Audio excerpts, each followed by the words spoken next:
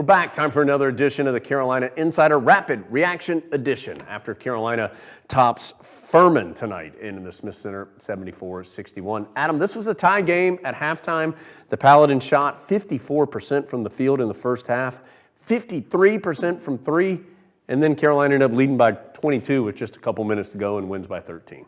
Felt a little bit like an old-school Roy Williams type Carolina game where the opponent started hot from three-point land and then cooled off in the second half while Carolina just kept pounding it and pounding it. Really good games from all three big guys, two double-doubles, Armando Bacot and Dawson Garcia. And Brady Manick played well, too, as the Carolina big men, just too much for Furman who just didn't have anything inside. Paladin shot 28% in the second half, and after making 8 of their first 13 threes, they made just 2 of their last 20. Part of that was really good perimeter defense by guys like Leaky Black and Anthony Harris. Adam's going to talk to Anthony Harris. I'm going to talk to Hubert Davis. Let's get to those now after Carolina's 13-point win. Alongside Anthony Harris after a big Carolina win over Furman.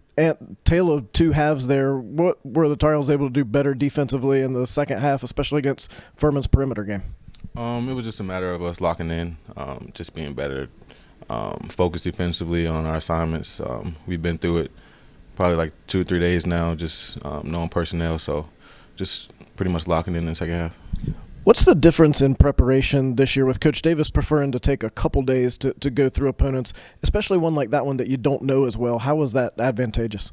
It helps a lot just to, just to see the offense that we're going to be going up against, just to, just go through it a couple times so it won't be new to us when we see it during the game.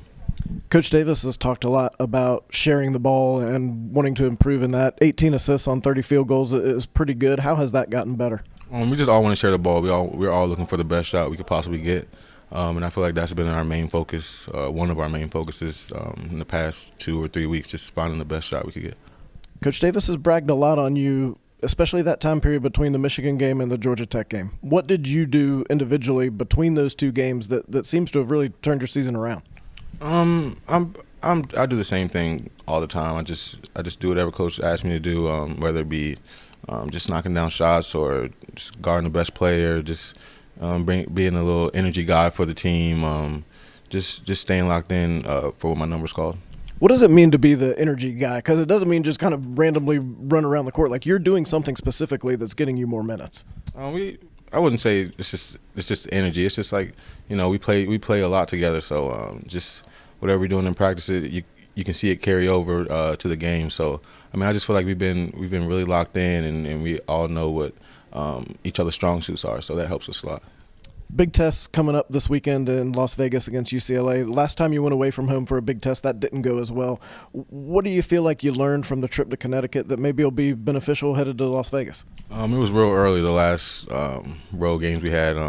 We were still learning, still figuring things out, but it's no excuse. I feel like, just like I said, we've been locked in ever since those 2 losses, so it should be exciting. What's different about the mid-December Tar Heels as compared to the mid-November Tar Heels? We all want to be great.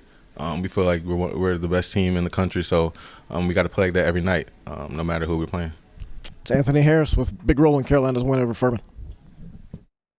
Yep, inside the Continental Tire Coach's Corner after the Tar Heels topple Furman 74-61. Carolina led by 22 in the final minutes. Furman did make a little push there at the end to get it to 13. Coach, Paladin shoot 54% in the first half, 28% in the second half. What was the big difference defensively? Well, we were locked in defensively. We had a defensive mindset. One of the things that we talked about before the game is that we had 4 straight games where we have held teams under 63 points. That hadn't happened since the 2011-2012 season. That's pretty good. And I said, let's go for 5. Didn't look that way at halftime, but Furman is a very good basketball team. They've got a number of guys that can really shoot the basketball and make plays on the offensive end, and they were in a really good rhythm. And in the second half, I just thought our guys did a much better job at, with the exception of letting them go back door.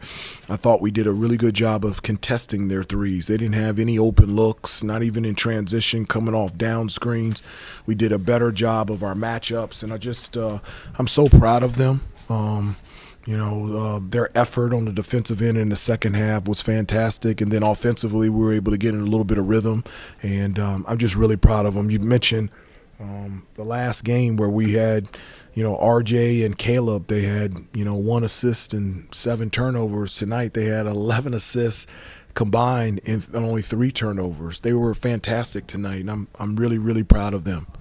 You talked about, when we talked in pregame, about the importance of using your size. And Carolina out-rebounds Furman 44-25, 19-0, second chance point advantage. Dawson Garcia and Armando Bacot with double-doubles. Brady Manick in double figures, too. Felt like you did that effectively. We did. There were 3 areas we wanted to use our size. One, be able to score down low on the paint. I thought we were able to do that.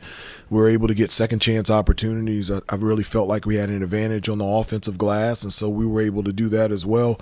The only thing that we really didn't do is get to the free throw line like we usually do. And so, but when we got there, we made our free throws. But our bigs really established us on the offensive end, their ability to get low position and be able to score. Dawson started off hot. He got us going. He hit that 3, but his energy and his effort running the floor, offensive rebounds, finishing around the basket, I really feel like his start on the offensive end really put us in a good position for us, especially on the offensive end. Coach, just wanted to mention Leaky Black. Leaky's been playing a ton of minutes for you and has done such a nice job. 9 points, 5 rebounds, really good defense again tonight. Feels like he has really found his niche in how to help you guys win. He really is. The big thing is, one of the things that I asked him in the preseason, in the summer, I said, what do you have to do to get on the floor? And then answer the question, what do you have to do to stay on the floor? And I said, the answers to those 2 questions are a huge determining factor on your own personal career. Being able to objectively answer those questions and then be able to execute. I think the guy that has done it the best has been Leaky. For him to get on the floor, his versatility on the defensive end, to be a defensive stopper, rebound the basketball. He loves to distribute. I think he's the only guy on the team that has a 2-to-1 assist-to-turnover ratio, and he has the athleticism to be able to finish around the basket and when he's wide open, shoot. He knows what he needs to do out there on the floor, and the whole year he's been able to play his role perfectly. And tonight, when we needed somebody to step up offensively in the second half, he hit 2 jumpers. And I'm just so proud of him. Ran the floor and was able to score. He's playing at an extremely high level. Last thing before we let you go, big one coming up on Saturday, UCLA in Las Vegas. They're all big. They're all big, and but UCLA, we played them 2 years ago in Vegas, pretty much the same team that we played against, and so we're very familiar with them, excited about the opportunity to play against a team that's highly ranked and another team that definitely has the talent and the coaching and the ability to get to a Final Four and win a national championship. We're excited to get to Vegas, and we're really excited about playing them. Carolina wins it tonight, guys, 74-61 over Furman. Coach, congratulations, and look forward to talking with you again soon. Great. Thank you very much. All right, guys, that's Hubert Davis in the Continental Tire, Coach's Corner. So the Tar Heels improved to 8-2 with the victory, and now it is UCLA in Las Vegas coming up on Saturday. That is a 12 o'clock local time tip. It is 3 o'clock here on the East Coast. Just some finishing up numbers here from this one.